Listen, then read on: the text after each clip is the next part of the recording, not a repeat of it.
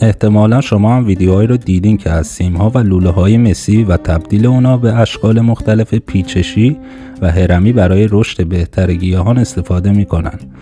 امروز منم تصمیم گرفتم چند تاشو بسازم تا تأثیرشو خودم ببینم روی گلدونام. از نظر علمی به طور خلاصه اینطور میگن که این اشکال مسی با ایجاد میدانهای الکترومغناطیسی از طریق خاک و اتمسفر باعث رشد و باردهی بهتر گیاهان باغ شما میشن. من 2 سنگ داشتم که اونا رو هم استفاده کردم که بهتره به جاش از کریستال استفاده بشه. اگه شما هم قبلا این کار رو انجام دادین لطفاً تجربتون رو به اشتراک بذارید و یادتون نره که ویدیو رو لایک کنید.